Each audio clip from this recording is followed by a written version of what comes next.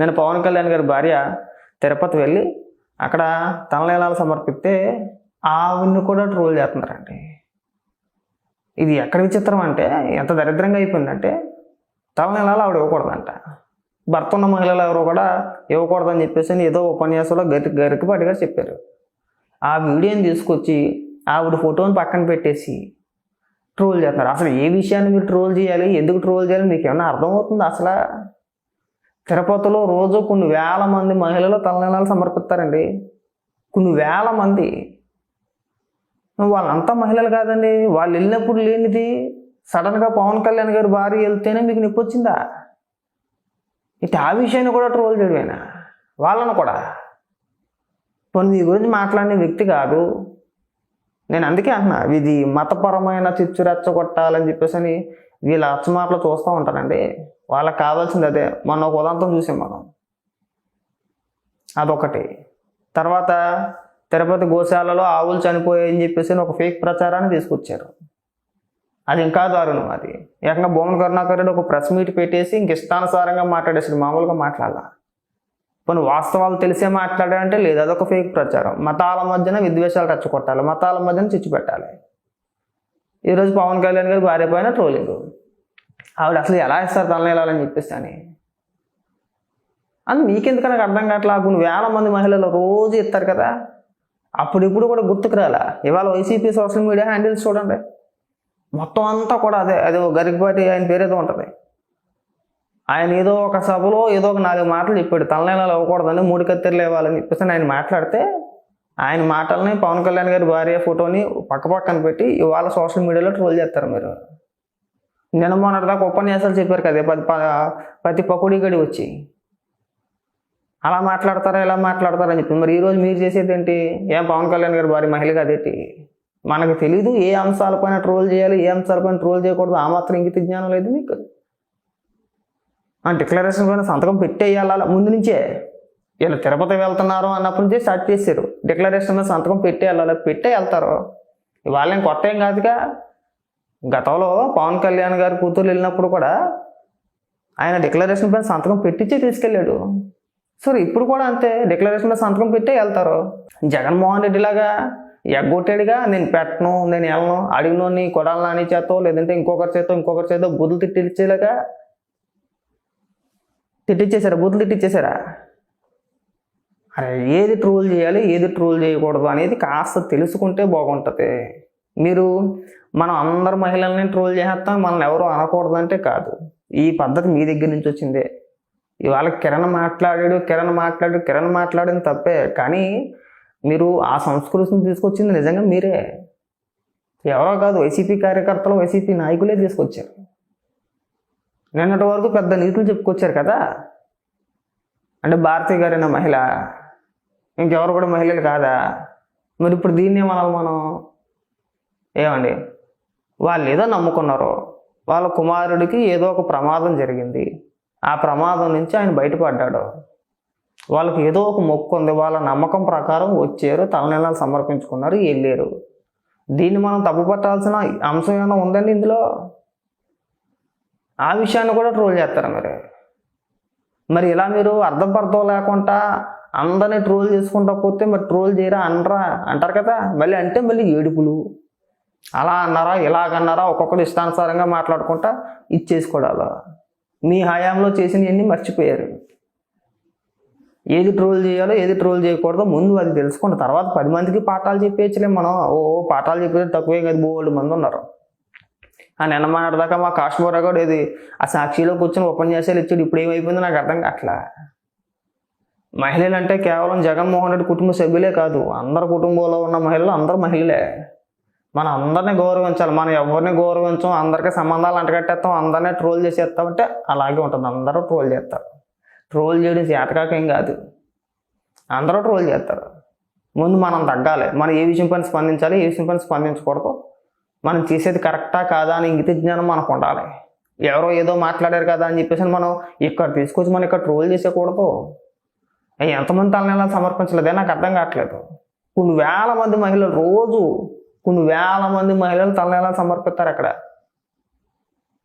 TTD అని ఒక నియమం పెట్టలేదుగా, ఇక్కడ మహిళలు ఎవరు కూడా తలనీలాలు సమర్పించకూడదని చెప్పేసి అని టీటీడీ ఏమి ఒక నియమం ఏమి పెట్టలేదుగా. అలా పెట్టుండి ఆ నియమాన్ని అతిక్రమిస్తే అప్పుడు మీరు మాట్లాడినా కానీ అదొక అందం. అదేమి రూల్ ఏం కాదు, అదేమన్నా రూలా? అరే కాదు, ఇంగిత జ్ఞానం ఉండాలండి కాస్త అయినా సరే మనం ట్రోల్ చేసేటప్పుడు. మేము మళ్ళీ చెప్తున్నాం వైసీపీ సోషల్ మీడియాకి, మీరు అందరిలో ఉన్న మహిళల గురించి మేము ట్రోల్ చేసేస్తాం, తిరిగి మమ్మల్ని ఎవడో అనకూడదు అంటే కుదరదు, అందరూ అంటారు. ఇవాళ మీరు ఏదైతే పవన్ కళ్యాణ్ గారి భార్యను ట్రోల్ చేస్తున్నారో, రేపు ఏదో ఒక సందర్భంలో ఖచ్చితంగా భారతిరెడ్డి గారు ఎక్కడో కాడికి వెళ్ళకుండా ఉండరు. ఏదో ఒక ఫోటోనో ఏదో ఒకటి బయటకు వచ్చింది, అప్పుడు కూడా ఇలాగే చేస్తారు చాలామంది. ఏంటిరా అంటే గతంలో మీరు చేశారు కదా అని చెప్పేసి అని అడుగుతారు. సో అక్కడ దాకా తేవద్దు అనేది నా రిక్వెస్ట్. అక్కడ దాకా తెచ్చుకోరని చెప్పేసి అని నేను అనుకుంటున్నా. ముందు మన కంట్రోల్లో ఉంటే మిగిలిన వ్యక్తులకి పాఠాలు చెప్పొచ్చు, అందరూ కంట్రోల్లో ఉంటారు. లేకపోతే ఇలాంటి పరిస్థితులు ఎదురవుతాయి. నేను ఇంకొక విచిత్రం ఏంటంటే, ఏబి వెంకటేశ్వరరావు గారు ఆ కోడికత్తి సీన్ ఉన్నాడు కదా, ఆయన్ని కలిసాడంట. దాని గురించి ఏకంగా సాక్షిలో ఒక వార్త వేసాడు, బయటపడిన కోడికత్తి కుట్ర అని చెప్పేసాడు. నాకు నిజంగా నవ్వాలో ఏడవాలో నాకు నిజంగా అర్థం కాల. 5 ఏళ్ళు ముఖ్యమంత్రిగా చేశాడు జగన్మోహన్ రెడ్డి. ఎన్ఐఏ కోర్టు ఎన్నిసార్లు పిలిచినా, ఎన్నిసార్లు నోటీసులు ఇచ్చినా నాకు కాలు బాగాలేదు, ఏలు బాగాలేదు, నేను రాను అని చెప్పేసి అని 5 ఏళ్ళు కోర్టుకి వెళ్ళి వాంగ్మూలం ఇవ్వడానికే మనసు ఒప్పలేదండి. వెళ్ళలేదు నిజంగా. 5 సంవత్సరాలు ఇవాళ బెయిల్ మీద బయటకు వచ్చాడు కోడికత్తి సీను. ఇవాళ అంటే ఇవాళ కాదులే, ఒక సంవత్సరం అవుతుంది మించుమించు. బెయిల్ మీద బయటకు వచ్చాడు. ఆయన వెళ్ళి కలిశారు. ఏం జరిగింది ఏంటి మరి వివరాలు తెలుసుకున్నారా, పరామర్శించారా, ఇంకొక కారణమో తెలియదు కానీ వెళ్ళి పరామర్శించారు. ఇదిగో బయటపడిపోయిన కుట్రా, దీని వెనకాతలు వీళ్ళే ఉన్నారని చెప్పేసి. మరి 5 ఏళ్ళు మనం ఏం పీకాం ఇక్కడ? 2019 ఎన్నికల ముందు కదా నీ పైన దాడి జరిగిందని చెప్పేసి అంటున్నావు. దాడి కాదు, అదొక డ్రామా. నిజంగా నీకు గుచ్చుకుందని చెప్పేసి నేనైతే అనుకోను. అది పెద్ద ఒక డ్రామా. నువ్వు 5 ఏళ్ళు ముఖ్యమంత్రిగా ఉండి కనీసం కోర్టుకి వెళ్ళి వాంగ్మూలం ఇస్తానికి నీకు మనసు ఒప్పలేదు. ఇవాళ ఇక్కడికి వచ్చి డ్రామాలా? జనం నమ్ముతారండి. మనకు సాక్షి ఉంది కదా, ఒక 10 మంది యాంకర్లు ఉన్నారు కదా అని చెప్పేసి అంటే జనం నమ్ముతారా? జనానికి తెలియదా? వీడు చూడరా అధికారంలో 5 ఏళ్ళు ఉన్నాడు, 5 ఏళ్ళు అధికారంలో ఉండి కనీసం తన పైన దాడి చేసినోడికి అంటే ఎవడ చేసేది ఏంటి అని తెలుసుకోకుండా మళ్ళీ ఇక్కడికి వచ్చి అప్పాబాయ కౌలు ఇస్తున్నాడని చెప్పేసి అని అనుకుంటారా? వాళ్ళు ఎందుకు వెళ్ళి ఇవ్వలేదు కోర్టులో వాంగ్మూలం? కోర్టు నేను ఎన్నిసార్లు పిలవలేదు? పిలిచిన ప్రతిసారి నాకు కాలు బాగాలేదు, ఏలు బాగాలేదు, నాకు ఆ ప్రోగ్రామ్ ఉంది, నాకు ఈ ప్రోగ్రామ్ ఉంది, నేను రాలేను అని ఒక్కతోటే కదా నువ్వు వెళ్ళలేదు. ఇలా ఆయన వెళ్ళి కలవగానే ఎమ్మట ఇంక మరి తిరగలేదు, అందులో బయటపడిపోయిన కుట్ర. కాస్త సిగ్గుండాలండి జగన్మోహన్ రెడ్డి మనకి. మరీ ఇంత దిగజారిపోతావా? మనం ఒక బతుకుతున్నాం అంటే మనకు ఒక అర్థం ఉండాలి. ఆ రోజు మనం ఏమని మాట్లాడాం, ఎంత పెద్ద డ్రామా ఆడేసాం. మేము అధికారంలోకి రాగానే ఈ కేసు వెనక ఎవరున్నారు ఏంటని తేల్చేస్తాం అన్నావుగా. ఏం తేల్చావు? ఎవరున్నారని తేల్చావు? 5 ఏళ్ళు ముఖ్యమంత్రిగా చేసి 5 ఏళ్ళు అధికారంలో ఉండి ఆ కేసు గురించి ప్రస్తావించుకుంటా, ఆ కేసు గురించి మన వాళ్ళు ఎవరు కూడా మాట్లాడకుండా మళ్ళీ ఓడిపోయిన తర్వాత వచ్చి మళ్ళీ మాట్లాడుతున్నాడు ఆ కుట్ర వెనక వీళ్ళు ఉన్నారని చెప్పేసి. మనం చెప్పడానికి కనీసం కాస్త సిగ్గనిపించాలండి. ఇంకెప్పుడు కూడా ఈ డైలాగులు కొట్టమాకండి. కోడికత్తి వెనకాతలు ఎవరు ఉన్నారో, ఎవరు చేయించుకున్నారో, దాని వెనకాతలు జగన్మోహన్ రెడ్డి ఉన్నాడు అనేది స్పష్టంగా తెలుస్తుంది. కావాలని ఎన్నికల ముందు అదొక స్టంట్.